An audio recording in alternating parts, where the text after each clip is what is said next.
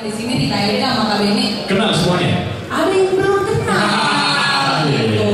Mungkin boleh diceritakan dulu perkenalan lagi, namanya, paroki mana kalau inget, gitu lingkungan mana.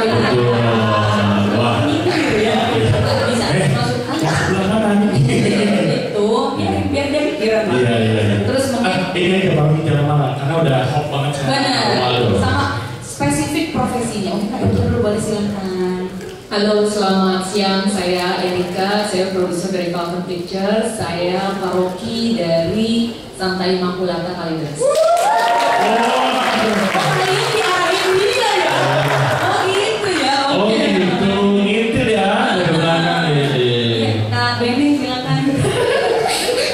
Halo teman-teman semua, saya penyanyi Raja Kukuh, pekerjaan stand up comedian, penulis skenario, sutradara. Saya umat paroki Santo Yosef Tulimi, Sumatera Utara. Saya jadi Salvator Slipi dulu, sekarang seringnya, nggak sering juga sih. Beberapa kali di paroki Pasar Minggu. Oke. Mulai dicatat nomor-nomor ya. Kalau dibantu ya, teman-teman. Nah, oke ini kita pengen, namanya kan sharing session. Siapa tahu mungkin nanti ada teman-teman yang mau tanya, gitu ya. Kalau ada waktunya nanti boleh kita kasih. Nah, ini mungkin boleh dikasih tahu dulu nih, diceritakan nih. Produser, sutradara, sebenarnya penulis juga. Nah, perbedaannya tuh apa sih? Bedanya produser tuh biasanya ngapain? Kalau dalam satu produksi film dan juga sutradara seperti apa? Jadi dari profesinya aja dulu, silakan Kak Erika. Oke, jadi kalau produser itu sebenarnya yang punya penggagas ide dari A sampai Z. Artinya dari mulai produk belum jadi sampai udah jadi, sampai udah didistribusi dan udah dipromosikan. Itu adalah kerjaan produser. Oke, nah kalau sutradara? Ya kalau sutradara lebih banyak di dalam ide kreatif sih biasanya. Jadi kalau produser lebih ke flow pekerjaan dari manajemen dana dan manusianya. Kalau sutradara lebih fokus di kreatif dan pembuatan filmnya gitu. Jadi dari persiapan, diskusi dengan produser memilih pemainnya, sampai nanti di lokasi syuting, sampai nanti juga konsep film sampai editing itu akan banyak sekali melibatkan sutradara. Tapi ini juga semua akan berinteraksi dengan baik dengan produser. Oke, jadi kalau misalnya mau bikin sebuah karya harus ada dulu nih produsernya siapa, sutradaranya siapa, gitu. Kita tadi produsernya Pak Kudus nggak mau ya? Luar biasa. Nggak bisa komentar apa-apa. Itu udah paling tertinggi soalnya. Iya benar. Kita bisa aja boleh ya. Pertanyaan berikutnya ya. Bagaimana ceritanya kalian bisa menjadi produser dan sutradara gitu? Iya, apakah dilahirkan langsung aku jadi produser? Iya betul. Kayak gimana itu awal mulanya jadi produser? Dulu sebenarnya awalnya saya tuh di TV program. Jadi saya kerjasama dengan Vantage Century Fox sama Andrew Wong, terus jadi bikin film dulu, film. Jadi program yang Deal or No Deal, terus Joe Millionaire, Who Wants to Be Millionaire. Boleh tukeran nama WA? Ya, nah dari situ karena ngerasa udah beda kandidat, maksudnya selalu kan orang nggak pernah puas ya, harus cari yang baru lagi gitu. Terus pegang iklan juga gitu, iklan paling lama berapa sih, 60 second gitu. Nah dari situ juga ngerasa nggak pernah puas lagi gitu, jadi selalu coba hal yang baru lagi sampai berkecimpung 2010 film pertama. Itu sama Roma Irama bahkan. Tahu Pak Haji, ya itu film pertama. Luar biasa, udah lebih dari 1 dekade loh film pertamanya loh. Oke.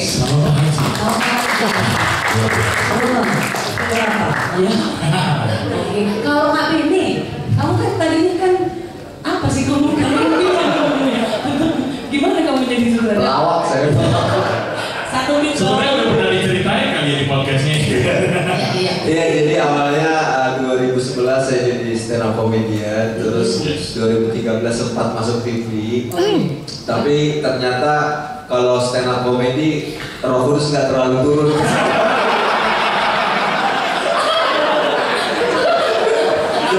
Jadi jobnya nggak banyak. Kalau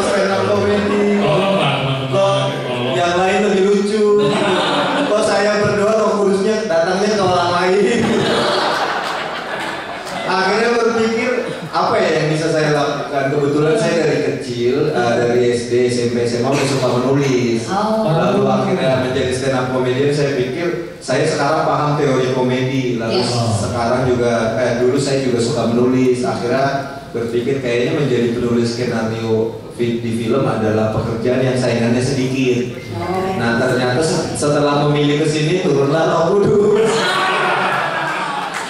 Penghargaan teman-teman. Ini masuk RRI loh biar Dan bukti Roh Kudus turunnya. Nah, film pertama saya di dunia film adalah Warkop DKI Reborn, yang produsernya adalah KRI.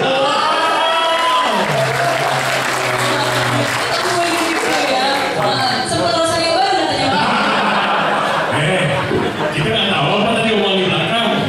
Mari kita balik. Tadi dia udah bisikin, ntar lagi malaikat Tuhan ya. Luar biasa. Terus lanjut lagi ya. Iya, akhirnya menjadi penulis skenario. Lalu kebetulan saya punya mentor senior di stand up comedian, Ernest Prakasa. Dia juga teman belajar gitu. Jadi ketika saya sudah masuk ke dunia skenario, dia mengarahkan juga untuk belajar jadi sutradara. Jadi akhirnya proses panjang belajar, memperhatikan syuting, menjadi semacam komedi konsultan yang semacam asisten untuk sutradara. Jadi akhirnya belajar kayaknya mengerti sekarang menjadi sutradara. Ketika akhirnya diberi kesempatan, akhirnya berani mengambil kesempatan itu dan sampai sekarang sudah 2 film untuk sutradara. Untuk sutradara ya, luar biasa. Tapi jangan ragu-ragu kalau mau tepuk tangan. Tepuk tangan, tangan paroki, jangan ragu-ragu. Karena ini tadi sharing beserta biar bisa menjadi edukasi juga. Sebenarnya basic apa sih yang harus dibutuhkan seseorang gitu ya untuk bisa menjadi filmmaker gitu? Apakah memang ada universitasnya sendiri? Iya, atau bagaimana nih langkah awalnya? Apakah mesti jadi stand up comedy dulu, apa bikin iklan dulu? Iya, atau memang harus lucu dulu? Iya, gimana dari Kak Erika? Silakan. Kalau dari saya melihatnya nggak ada satu, sebenarnya ada satu sekolah gitu IKJ, Institut Kesenian Jakarta, itu bisa ditempuh juga. Tapi saya pribadi sendiri, saya bahkan majornya PR waktu itu. Jadi memang nggak ada sambungannya, tapi menurut saya itu berdasarkan dari kemauan diri sendiri gitu ya, dan disiplin sendiri. Oke, jadi maksudnya apapun backgroundnya tetap bisa. Apapun, dan Roh Kudus harus turun juga. Boleh nggak sih tanda salib sekarang? Iya, gue main bola mana? Iya sih. Ini semua karena Ronaldo loh. Kalau dari Benny gimana tambahannya mungkin? Ya kan film ini adalah seni gitu ya. Jadi tidak seperti sains misalnya atau akademisi yang kita punya hierarki yang jelas gitu. Seni tidak bisa dibikin level-levelnya ya, tidak bisa diatur bahwa yang pintar seni adalah yang sekolah gitu. Tapi bukan berarti yang nggak sekolah lebih jago seni gitu. Jadi tidak ada kadar-kadar dan step-step khusus gitu. Jadi ada banyak sekali filmmaker yang sekolahnya sekolah film, tapi ada banyak juga filmmaker yang tidak sekolah film gitu. Intinya hanya satu, suka bercerita. Ih pas banget tuh kan dari Romo Aldo tadi bilang kan dari Alkitab, isinya mesti adalah bercerita gitu. Nah makanya dibuatlah ajang ini juga supaya kita bisa menceritakan kembali firman-firman Tuhan. Keren banget gak tuh ngomong? Kudus bro ya. Iya, oke. Nanti dong jadinya. Udah pertanyaan di situ semua. Saya mau nanya di situ semua. Ya udah, gantian. Tapi gini, buat Kak Bene sama Kak Erika, ada nggak tantangan tersendiri menjadi setiap dari produser atau sutradara untuk kita pertama kali memulai? Apakah mungkin kayaknya aku bisa ya, atau mungkin ketika langkah pertama ada tantangan yang paling harus kita atasi? Kalau tantangan sebenarnya pasti ada ya, di setiap bidang menurut saya pasti ada gitu, upside down-nya gitu. Kayak misalnya baru pertama kali waktu pas bikin film juga 10 film pertama gagal semua. Ya gak jadi aku sih. Buat promoin. Kirain jadi 11 gagal.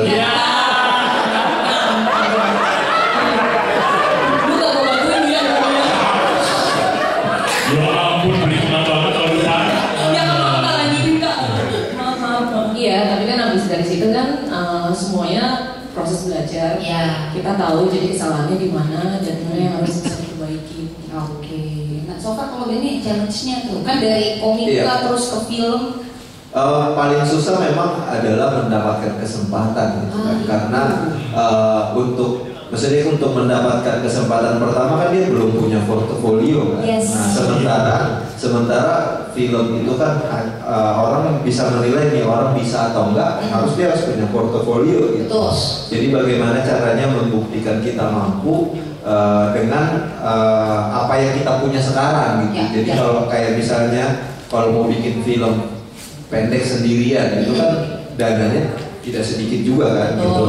Tapi bagaimana kita berkoneksi, bagaimana kita berteman, bagaimana kita berinteraksi satu sama lain sehingga mungkin sama orang-orang yang tadinya juga pengen membuat film, ada orang yang dia punya duit tapi tidak bisa bikin film, bagaimana ini bertemu dan berkoneksi satu sama lain sehingga kesempatan itu tuh dibikin bersama gitu sih. Oke, diciptakan lah. Iya. Oke, nah dan ada koneksi itu sendiri. Ini adalah salah satu namanya wadahnya supaya bisa ketemu berkoneksi. Iya, siapa tahu kan misalnya ada orang umat mana yang selama ini pengen bikin film, tapi kita tahu bikin film pendek pun nggak terus, maksudnya butuh dana gitu. Lalu tiba-tiba gereja bilang ayo kita bikin film pendek, sekarang ada dananya. Betul. Gitu. Dan kesempatan itu akhirnya datang. Nggak ada yang nganggur mereka. Nah itu kita lebih ke kolekan memang. Nggak kayak mereka sadar nggak tahu aja dalam gereja. Aman. Ini aman. Kolektor kedua kan. Dananya ya. Tapi menariknya adalah tadi kayak Erika bilang juga ternyata sudah ada 10, yaitu kan tadi mungkin bisa dibilang kurang begitu berhasil. Tapi ternyata tidak sampai di situ saja, hanya terus sudah melakukan lagi. Iya, perjalanan itu panjang, bukan arti sekali, 2 kali jatuh terus habis itu udahlah mau putus asa selesai sampai situ gitu. Ya nggak gitu juga gitu. Tetap harus coba lagi dan coba lagi gitu. Karena semakin lu banyak coba, lu semakin belajar kan prosesnya kan. Gitu ya. Contohnya kayak ini aja Bene. Nah, luar biasa. Penulisan pertama di Warkop, abis itu yang booming, terus menjadi sutradara terbaik.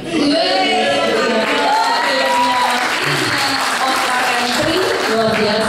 Iya loh. Memang terang itu hadir di kala ada gelap dulu. Haleluya. Besok bisa kan? Rumah dong orang-orang. Oh iya. Gitu. Oke. Nah, oke. Sekarang mungkin boleh di-share nih, di-spill ke teman-teman yang mungkin ini kan bisa dibilang newbie, bisa bilang gitu ya. Apa sih sebenarnya tahap-tahapnya untuk membuat sebuah karya? Dan saya ya film pendek atau mungkin sampai film panjang sekalipun, apa dulu nih? Tentuin dulu produsernya siapa, sutradaranya, ceritanya, idenya bagaimana? Beneder. Oke, ya memang paling penting adalah membicarakan bagaimana ide ini bisa dieksekusi. Karena kalau kita sudah berdiskusi idenya seperti ini, nanti begini, begitu oke ayo kita kerjakan, bingung ini bagaimana mengerjakannya gitu. Jadi paling pertama mungkin kalau sudah benar-benar step mau membuat sesuatu ya oke, kita produsernya siapa, yang bisa mendanainya siapa gitu. Atau kalau mau juga bisa lebih detail lagi dengan oke, kita punya dana berapa. Nah, misalnya oke, kita punya dana segini. Nah, dana segini cukup untuk misalnya syuting sehari gitu. Nah, kita bisa jadi kembali ke belakang. Oke, cerita apa yang bagus yang bisa kita lakukan hanya dalam sehari gitu. Begitu juga bisa stepnya gitu. Jadi memang tidak ada step yang baku gitu. Itu semuanya tergantung apa yang sedang terjadi dan kita miliki saat ini gitu. Jadi banyak sekali juga film, ada banyak film yang dari awal itu udah dibagi gitu budgetnya. Oke, kita untuk cerita segini, artis segini dan segala. Tapi ada juga beberapa film yang semua departemen belum dibayar gitu. Oke, kita punya dana segini kecil sekali, tapi ini untuk biaya pembuatan, untuk makan, sewa lokasi dan segala macam. Nanti begitu filmnya jadi, terus kita jual, baru nanti kita bagi fee-nya. Ada juga yang seperti itu. Jadi tidak ada cara-cara yang benar-benar bagus sih gitu. Gitu sih.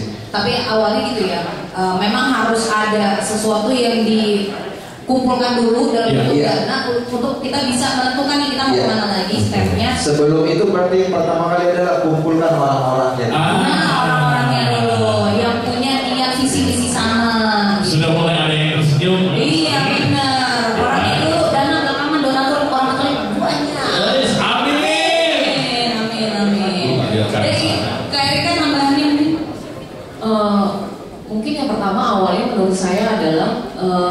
backbone-nya itu adalah skrip. Oke, Cerita, ide cerita itu adalah yang paling penting gitu.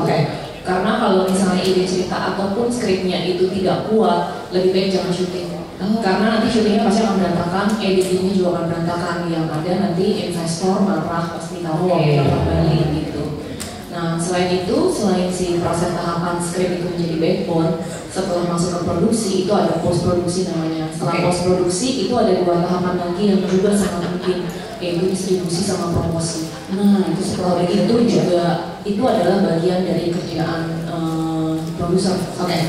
Plus sutradara pun juga itu pasti akan terlibat gitu. Jadi memang perjalanannya panjang untuk bikin satu film. Tapi tadi sempat disebut gitu ya, yang penting skripnya dulu, idenya. Untuk tahu ide ini brilian, gimana? Pakai intuisi. Wow. Pakai momen, pakai pikir, maksudnya apakah akan jalan atau tidak. Karena sekarang begitu beragam genre, beragam ide cerita yang ada di industri sekarang ini ya. Kita nggak ngomongin industri Indonesia aja, tapi seluruh dunia gitu. Contohnya tahun ini semua film horor itu pasti jalan. Iya, betul. Tidak dipromosikan pun juga jalan. Jadi so easy untuk dapat box office records gitu ya. Tapi kekhawatiran kami adalah jangan sampai film-film horor yang dulu, artinya yang esek-esek ini ya kembali lagi. Gimana caranya kita sebagai filmmaker untuk bisa memaintain itu, bisa membalikan industri kita menjadi jauh lebih sehat lagi. Nice. Kamu ada pertanyaan lagi nggak? Penasaran sebenarnya ketika kan tadi kita dengar Kak Erika sama Kak Wendy dalam satu produksi. Sejarahnya bagaimana bisa ketemu terus? Boleh nggak cerita pengalaman karena ya itu tadi produser dan sutradara. Betul. Jadi waktu dia bukan sih? Penulis. Ketika itu bagaimana cara bekerja samanya, ketemunya, terus apakah ketika di tengah-tengah, wah masa begini? Wah, saya kan suka yang berantem-berantem gitu. Berarti yang jelasin Benny. Gimana gitu? Seperti yang saya bilang tadi kan, yang paling susah adalah mendapatkan kesempatan. Karena orang tidak berani memberikan pekerjaan kepada orang yang belum memberikan bukti kalau dia bisa bekerja. Jadi yang waktu itu saya lakukan ketika saya mau jadi penulis skenario adalah membuktikan bahwa saya bisa menulis. Akhirnya saya bikin blog, rajin di posting waktu itu sekali seminggu. Lalu saya juga menulis buku, dan akhirnya yang paling mengubah adalah saya ikut lomba film pendek. Nah, waktu saya ikut lomba film pendek, ternyata yang saya tidak tahu jurinya adalah Anggi Umbara. Terus Anggi Umbara sedang mencari penulis skenario untuk film yang akan dia produksi, yang adalah Warkop DKI Reborn. Saat dia mencari-cari kebingungan, dia tontonlah film pendek ini. Terus dia lihat, penulisnya Benny. Sepertinya film ini cukup membuktikan bahwa Benny bisa deh kayaknya menulis. Akhirnya diajaklah saya bertemu dan dikenalkan dengan Kak Erika. Itulah turunlah Roh Kudus melalui.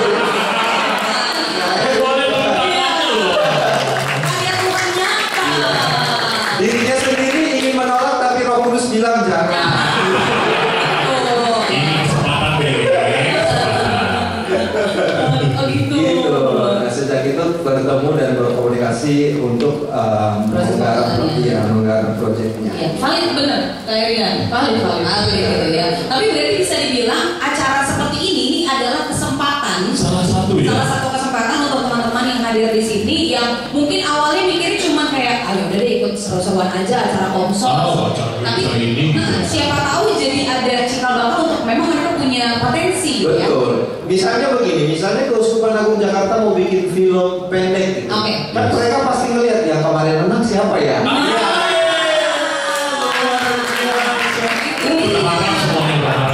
Semuanya kalau bisa voting SMS satu ingat mengharapkan kepada Tuhan saja, kepada kami. Dan ingat waktu itu Bene ya kan ikutan acara kayak gini ketemu adanya di sana. Lagi cari-cari. Cari kru. Tapi maksudnya dari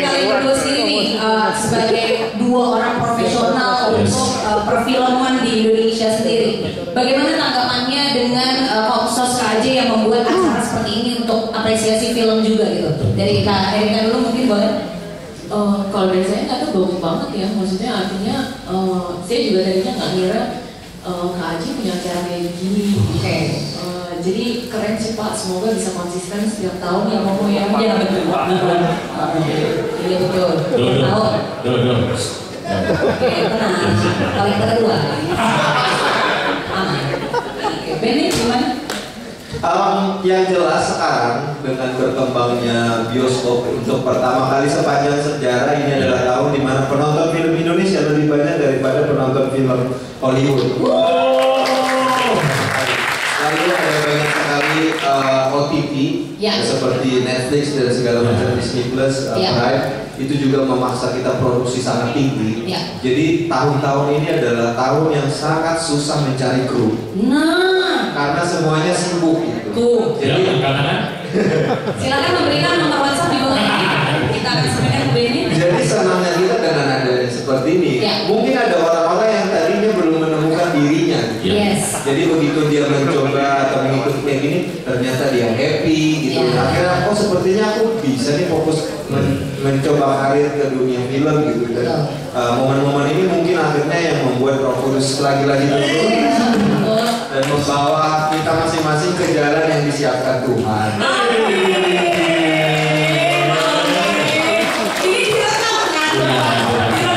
Ini adalah salah satu penghormatan martabat manusia. Luar biasa, tepuk tangan.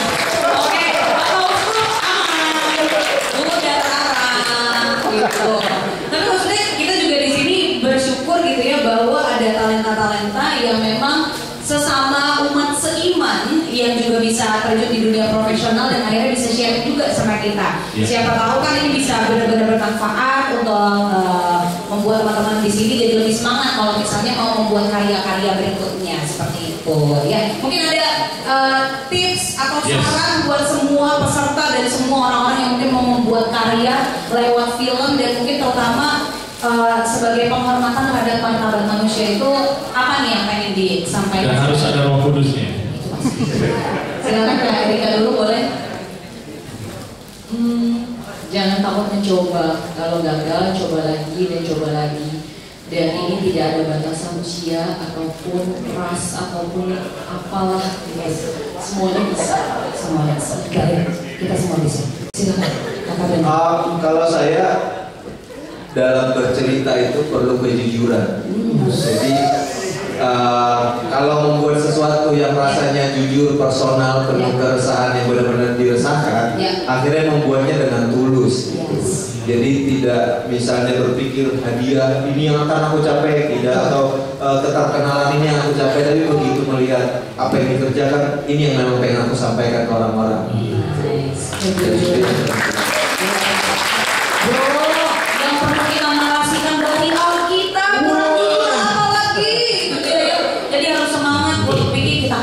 Hobi Romo dengan film-film kita. Request dong filmnya Yusuf, boleh nggak?